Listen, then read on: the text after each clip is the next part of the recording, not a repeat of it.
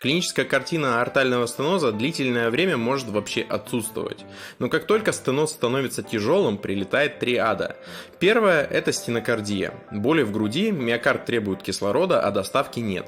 Классика аортальных пороков. Второе – обмороки. Чаще во время физической нагрузки. Пациент поднатужился, кровь в мозг не пошла, все, привет, потеря сознания.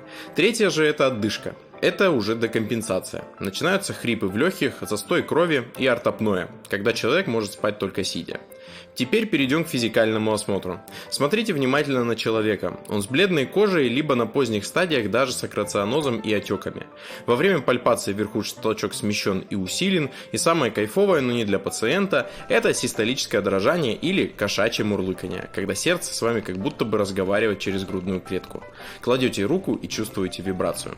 При перкуссии же сердце расширено влево, вверх и вправо. Смотрите прошлое видео про гемодинамику, если не видели. При аускультации сердца выслушивается грубый систолический шум над аортой, а первый и второй тоны приглушены, а в легких же слышны влажные хрипы. Печень и селезенка при застое по большому кругу кровообращения увеличены. Лайк и подписка, до встречи в следующем видео.